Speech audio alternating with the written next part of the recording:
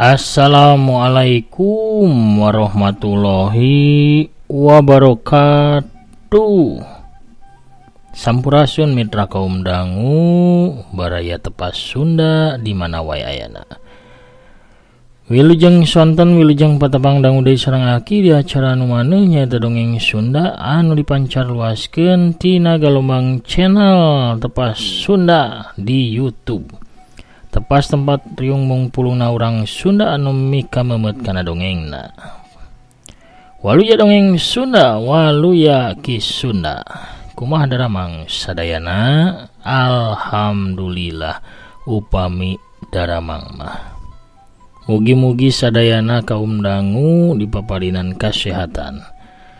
Boh lahirna, boh batina dijembarkeun manahna digampilkeun rezekina sarta ditebihkeun tina sagala rupi mara bahaya. Amin ya robbal alamin.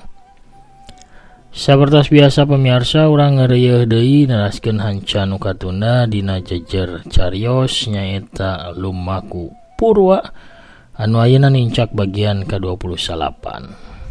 Kumaha lalampahana Sanjaya Galunggung si Jawara Pedang Dewa anu lumampah ka tebeh wetan ka Gunung Kundalini pamiarsanya.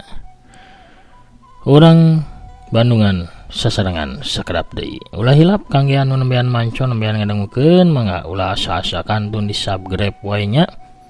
Ditoel palebet tombol loncengna supados aya notifikasi upami akin raskeun hanca dongeng. Hatur nuhun kasadayana nu parantos subscribe, like, komen, oge nge-share dongeng-dongeng akinya boh ka grup WA, Facebook, Instagram, Telegram sareng anu sanesna. Urang sasarengan paheuk-heuk leungeun dina nggoning ngamumule sareng ngareah-reah seni dongeng Sunda supados tetep aya, tetep rame, tetep nanjeur, tetep waluya di negeri nyalira. Par sama kabuitanana sor awug bisarwitina dodongkalna pamirsa mangga kaparayun sadayana prung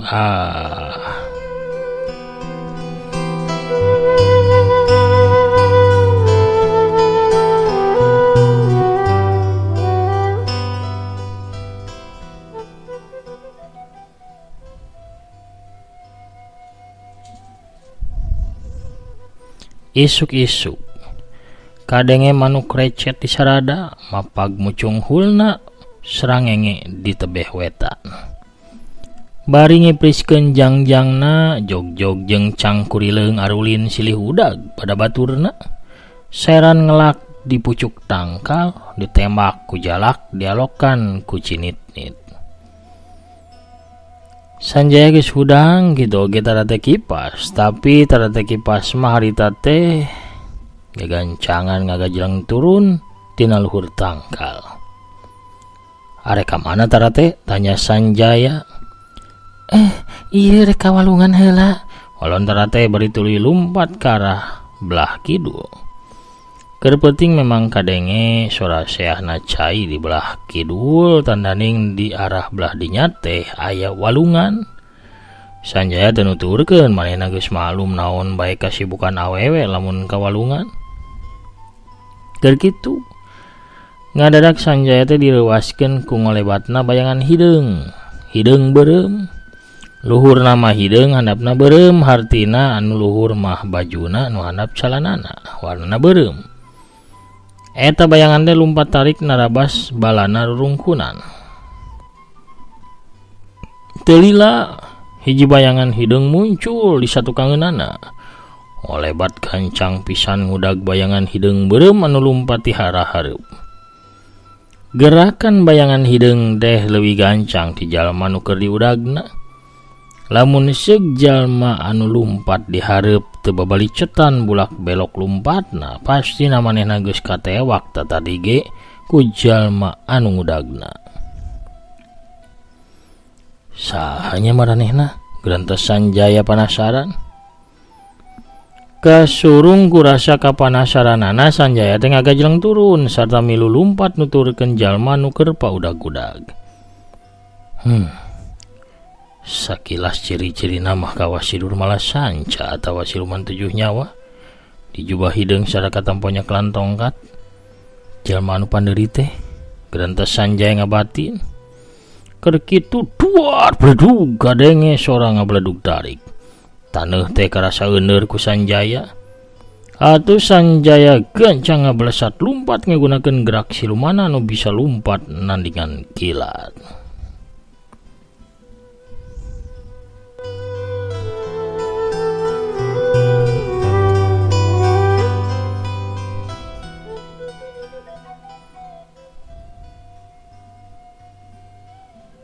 Serog Sanjaya teh tepi ka hiji lamping anu rada carang tatangkalanana. Jukutna oge ipis sarta teu pati loba rungkunanana. Pamandangan anu katampo ku Sanjaya teu jauh tina sangkaanana. Manehna nempo siluman 7 nyawa keur nangtung di hareupeun saurang jalma anu make baju hideung di calana beureum. Awakna teu pati jangkung oge sedang tepati genut. Durmala Sanca kawas biasa make papakean jubah hideung panjang anu aya tiungan. Beungeut kasepna katempo bodas kawas diwedak tapi wiirna teh katempo biru. Sorot panonna tiis kawas panon mayit leungeunna kelan tongkat atawa tumbak malaikat maut anu tungtungna melengkung seukeut kawas arit. Siluman 7 nyawa harita nyiksa jalma tengah tuwuh anu buukna kulau. Buuk belah hareupna mah butak tapi bagian tukang jeung sisina panjang tapi satak-tak. Eta lalaki teh ditajongan ka ditu ka dieu ku siluman 7 nyawa. Sanggeus wareg nyiksa pok manehna nyarita ka si jalma anu tengah tuwuh eta anu harita keur ngudupung nyuuh kana taneuh nahan ka nyeri. Kaula masih mere kasempatan sakali deui. Pikeun anjeun taluk sada nyarita anu bener. Samemeh kaula ngirim anjeun ka neraka. Aduh, ampun. Geuring mah bener-bener teu nyaho, ampun. Walon si lalaki tengah tu. Bener-bener anjeun mah kudu dikirim ka neraka ayeuna keneh. Durmala Sanca harita katempo ngahembatkeun tongkatna. Seseukeut nangolebat rek megatkeun beuheungna si lalaki tengah tu. Sanjaya anu teu tega pikeun ngantep jalma tiwas dibinasa ku musuh gerotna di hareupeun panonna pisan, gancang mantahkeun jurus sindrek guludugna dibarengan ku satengah tanaga cerona. Cetar, blesat, sakolepat katempo sinar biru ngablesat, jeger. Sinar biru ngahanca seseukeut tumbak malaikat maut teh ngoleweng ka sisi. Sanjaya gancang ngolebat ka hareupeun si lalaki tengah tuwuh. Si lalaki tengah tuwuh kalah nyarita ka Sanjaya. Gancang ini ujang, eta jalma teh luhur elmuna, ulah dilawan. Tapi caritaan eta lalaki teu diwaro ku Sanjaya. Anjeun rupana dasar tukang milu campur urusan batur. Cek siluman 7 nyawa barang apal saha nu geus ngagagalkeun panarajangna bieu. Anjeun reuas ningali kuring. Nah anjeun kiwari ge erek lumpat deui. Ti hareupeun kuring Kawas nu geus-geus Durmala Sanca. Kawas saya melisung kalakuan teh. Cek Sanjaya bari netep seukeut ka musuh gerotna. Si lalaki di calana beureum ngabatin dina jero hatena, aduh cilaka yeuh. Ya budak nyaran panyakit can apaleun meureun kumaha telengesna siluman 7 nyawa. Bisa-bisa manehna bakal jadi pais mayit lamun nyarita sangeunahna kitu.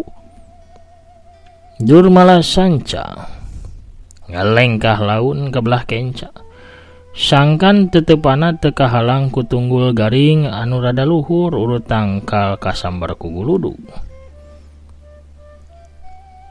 Kaula moal wakaincah balilahan samemeh megatkeun heula beheung anjeun.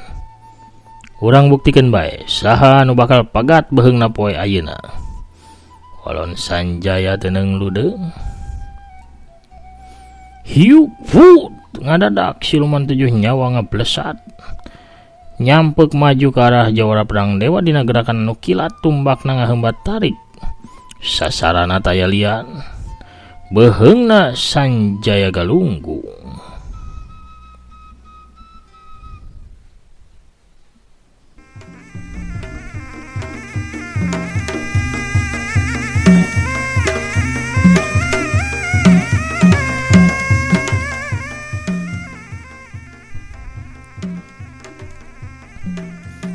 Tapi na Sanjaya teleh rikat, manehna gancang ngalepkeun sirahna tuluy tepak deku hiuk sewuk plos. Sawaktu babadan tumbakna siluman 7 nyawa geus liwat, Sanjaya tiara handap bari tepak deku langsung ngawangun jurus ngajul bulan ngagantar bentang pangleler warisan ti Abah Raksa jagat Gunung Galunggung. Dua sukuna ngagenjot bari dua pereupna pasusul-susul ngarah kana hulu angan jeung gadona Durmala Sanca anu nyantong di hareupeunana.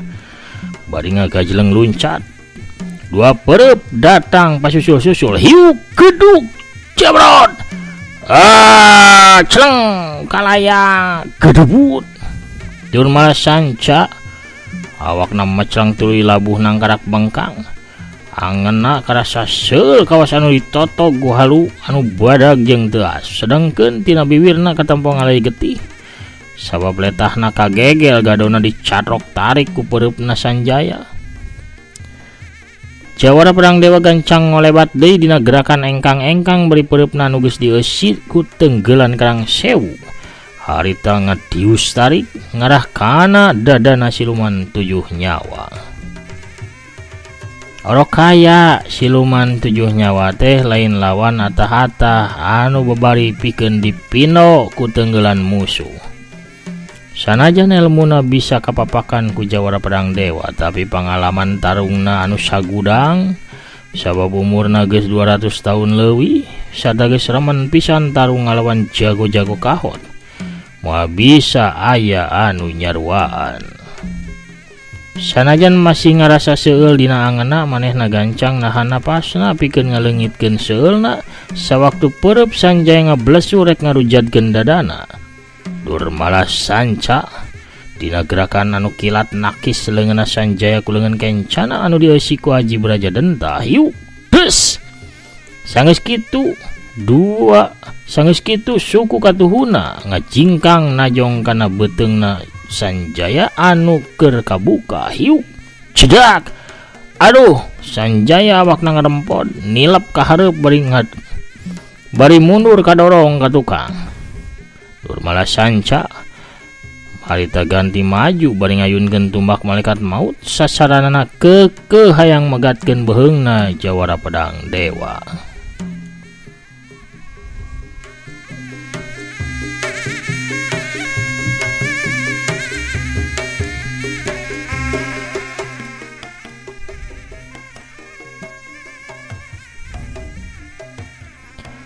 Sanjaya harita ngalempaikeun awakna ka tukang dina gerakan kiara rubuh. Sabetan pakarang musuh liwat di saluhureun awakna. Geus kitu Sanjaya males narajang pereup kenca anu dieusi ku tenggelan kalabang geni ngadius tarik rek meupeuh beungeut musuhna. Tapi siluman 7 nyawa masih bisa ngadengdekeun sirahna. Bareng jeung poosna tenggelan Sanjaya anu ukur nyerempet tak-tak musuh gerotna. Siluman 7 nyawa harita nilepkeun siku leungeun kencana, saterusna dipake notog kana dada Sanjaya.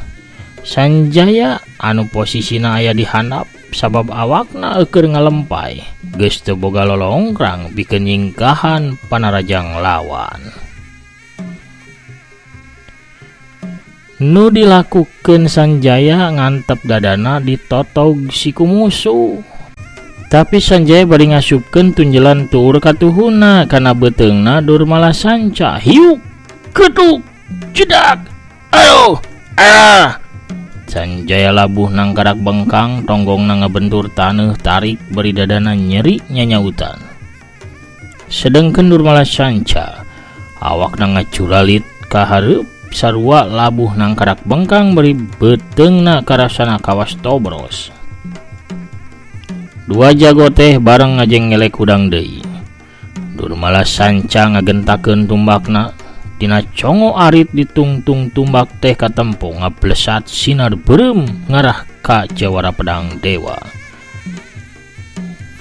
Sanjaya harita gentak puterkeun leungeunna, di hareupeun badana ngawangun jurus tameng angin ngabendung ombak. Wut wer des brum. Sanjaya kadorong mundur salengkah, saterusna Sanjaya teh ngagentakeun dua dampal leungeunna. Sakaligus bari ngawatek sayuti angin. Seor gelebug wush. Angin puyuh liliwukan, muih tarik bari jeung maju ke arah Durmala Sanca. Jujukutan kacarabut tatangkalan ting palalenod. Tangkal anu laleutik mah kacarabut jeung akar-akarna tuluy kabawa kana puteran angin. Batu laleutik sarua. Durmala Sanca puterkeun tumbak malaikat mautna di hareupeun badana. Sorana ngahiung tarik. Aya sinar koneng anu muih kawas tameng anu nahan kana lajuna angin puyuh.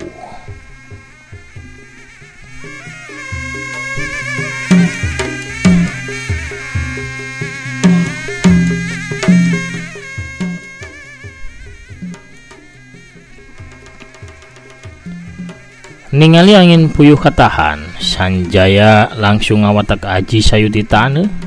Suku katuhuna nenjrag taneuh rieg. Taneuh ngarieg ingeung, ngadadak aya lini badag anu narajang ke arah siluman 7 nyawa. Siluman 7 nyawa anu keur muterkeun tumbakna pikeun ngabendung angin puyuh. Kapaclengkeun ngampul ka luhur tuluy ngagedebut tibanting tarik kana lemah. Jeung kalayang srot gedebut kara kerek hudang. Angin puyuh kaburu datang ngagulung awakna. Siluman 7 nyawa harita ngagerung awakna muih tarik di bawah hiber ku angin puyuh. Beuki jauh, beuki kaluhur. Siluman 7 nyawa kokoceakan. Di Jomantara saterusna siluman 7 nyawa teh ngalayang ragrag bari jeung jungkir jumpalik leungit kasaimbangan dirina. Awakna ragrag niban kana tangkal badag brak prak plak pluk plak pluk brus kubrag. Sanggeus motongkeun sababaraha dahan tangkal anu pareunggas, Durmala Sanca ngagedebut ragrag ka handap tangkal. Sakadapan mah siluman 7 nyawa teh nang karak bengkang ngarasakeun ka nyeri dina sakujur badana. Tapi na teuli lagi manehna bisa nguniang hudang. Jubah hideungna katempo sararweh tapi awakna taya nu tatuparna. Durmala Sanca mencrong amak ka musuhna. Leungeun kencana diangkat, satuluyna didorongkeun ke arah jawara pedang dewa. Barasat. Aya sinar hejo ajian panglebur jasad ngabarasat. Rek ngaleehkeun awakna Sanjaya galunggung. Sanjaya nu geus apa kana kahebatan eta ajian gentak ngangkat leungeun katuhuna pikeun ngawatek tenggeulan genis salju. Saterusna bari ngegero handaruan. Pereupna nu geus rubah warna jadi bodas semu perak teh digentahkeun ka hareup wut barasat. Sinar bodas semu perak ngabarasat dibarengan ku hawa anu kacida panasna.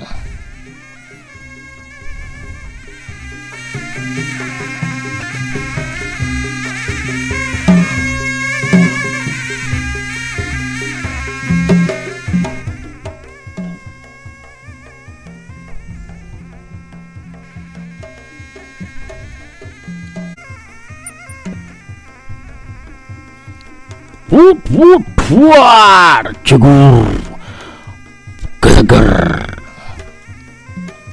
Dua tenggelan sakti teh bentrok di tengah jalan. Bumi inggeng kawas diamuk kulini badag daneuh mancawura ke kabojeng haseup mulek moekan eta tempat. Sanjaya jeung Durmala Sanca bareng mecleng tarik ka tukang, kasapu ku galombang angin tarik tina bentrokan dua tenggelan hebat. Sanjaya labu ngecengkang beungeutna pias tina salabiwirna ngalay getih kentel. Baju dina palebah dadana tutung, dadana karasa panas jeung eungap. Sedengkeun siluman 7 nyawa jubahna katempo barolong loba tararutung ngelunkeun haseup. Leungeun kencana katempo geseng hideung ti semet sikuna, getih ngucur dina irung jeung bahamna. Beungeutna nu pias teh beuki katempo sepak kawas mayit nu eueuh getihan. Si lalaki tengah tubuh anu milu kapaclengkeun yang saya harita dina akar tangkal caringin. Disangka ieu jaja kami banda ilmu anu bisa ngimbangan kasaktianana siluman 7 nyawa. Saha sabenerna ieu budak ngora teh? Gerendeng si lalaki tengah tubuh bari panonna rutret nitenan ka Sanjaya jeung Durmala Sanca nu harita geus narangtung deui. Durmala Sanca nancepkeun tumbakna kana taneuh, manehna ngarapetkeun dua dampaleunna tuluy ramo-ramona nyieun gerakan-gerakan aneh bari bibirna kunyem-kunyem. Sigana bae siluman 7 nyawa teh keur mapatkeun ajianana. Dua jempol leungeunna ngusap kana getih anu ngucur tina irung jeung tina bahamna. Saterusna manehna tepak deku. Dua jempol anu baseuh ku getih teh ditempelkeun kana kalangkangna sorangan anu ngalangkang dina taneuh. Durmala Sanca nangtung deui. Dua leungeunna ngadadak digerakkeun ka arah hareup kawas anu keur nyekek angin. Leungeun kalangkangna siluman 7 nyawa teh dadak-dadakan manjangan terus manjangan mapai taneuh. Tapi kana awakna Sanjaya sarta terus naik nerekel kana beheungna jawara perang dewa. Kep. Dua leungeun kalangkang teh nyekek kana beheungna Sanjaya. Sanjaya harita ngarasakeun beheungna kawas anu dicekek ku dua leungeun anu kuat jeung pageuh kacida. Hatu beheung Sanjaya jadi euleugeg. Karasa nyeri serta napasna jadi eungap.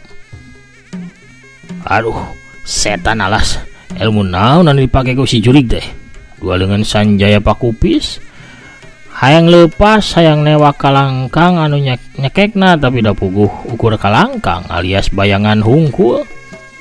Tangtuna teu bisa karampa ku Sanjaya nu aya manehna kalah nyekelan beheungna sorangan. Di peuntasieunana Durmala Sanca netep tiis kawas mayit. Dua leungeun kawas anu pageuh nyakek beung Sanjaya ti kajauhan. Kakuatan tanaga jerona disalurkeun ngaliwatan kalangkangna ngagunakeun ilmu kalangkang siluman andelanana. Durmala Sanca memang jawara kolot anu kahot. Manehna teh mibanda sagudang ilmu-ilmu aneh anu jarang digunakeun. Salian teh eta Durmala Sanca teh ahli dina nyiptakeun ilmu-ilmu anyar.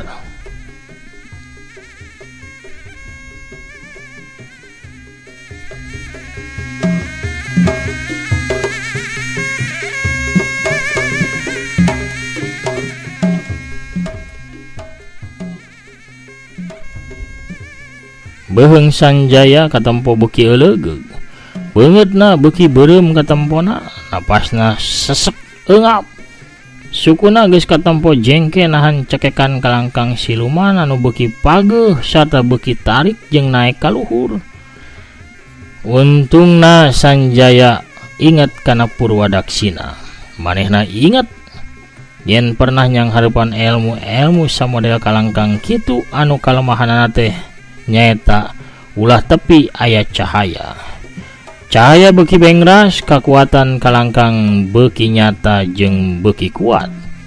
Lamun cahaya beuki poek sarta eueuh, kakuatan kalangkang bakal ngiles sabab kalangkang teh jadi leungit. Timbul na kalangkang teh ku sabab aya cahaya, jadi Sanjaya teh kudu mareuman cahaya sangkan kalangkang anu nyakekna sirna. Bari nahan cekekan pageuh dina beheungna, Sanjaya ngawatak sayuti cahaya, dampalengan katuhuna diangkat diarahkeun ka arah Panonpoe. Lalaunan Panonpoe reup-reupan jadi moekan, cahayana teu pati bengras, mega hideung datang pagulung-gulung nyimbutan langit. Kaayaan saharita jadi poek mongkleng kawas aya di wanci peuting anu eueuh bulan jeung bentang.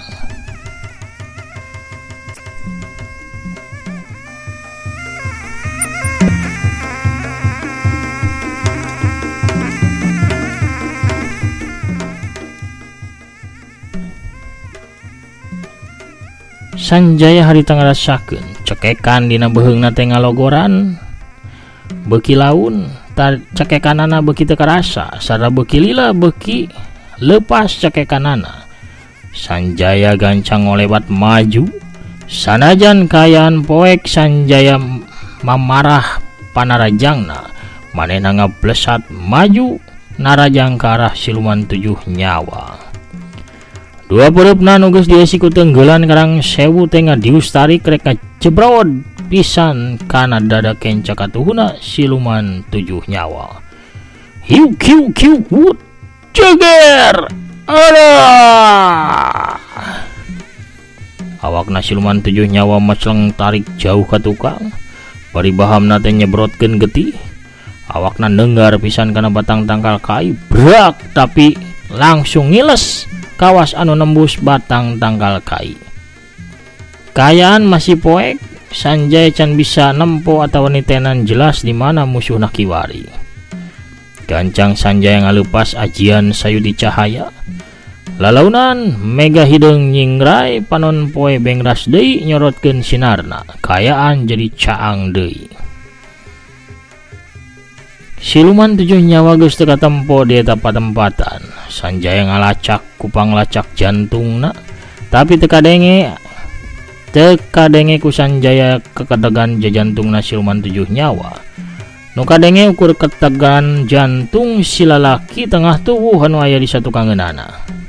Kurang ajar. Si setan alas teh mabur deui. Sigana kabur ka alam gaib ye. Kerentes Sanjaya dina hatena. Sanggeus mastikeun lamun musuhna geus eueuh di dinya, Sanjaya sila pikeun mulihkeun badana. Sanggeus ngarasa jag-jag manehna kakarak nyampurkeun si lalaki tengah tubuh anu harita masih nyangsaya dina akar tangkal caringin.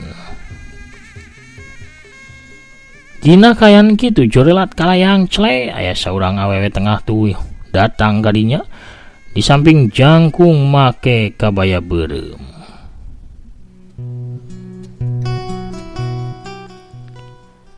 Eleh ari geus gelut mah ieu kasep. Ieu dieusian atuh beuteungna meh tanagaan deui. Tuh karunya tuh si abah-abah deh karunya menyang saya kitu geura jajanan ieu tah kukurau. Ieu awug masih seueur ieu haneut keneh deh. Nya amis raos kareueut matak dedeyeun apanan awug ibi mah geus kakoncara nya Kang Agus. Pohara pamirsa. Kumaha ieu teh nya Bisarwiti yen norojol deui. Ku norojolna Bisarwiti urang cekapkeun heula dongengna dugi ka dieu. Dalampahana Sanjaya galunggung si Jawara Pedang Dewa dina lalakon Lumaku Purwa bagian ke-28. Cag urang teuneun heula di handeuleum sieum gesan sampeureun, urang tunda di hanjuang siang gesan alaeun.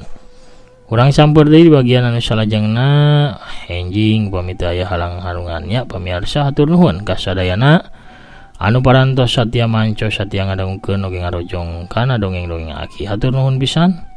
Salam baktos kasadayananya. Panginten sakitu heula anu tiasa kapihatur sonten ieu akina amit mungkur heula. Assalamualaikum warahmatullahi wabarakatuh. Permios cagah hanca.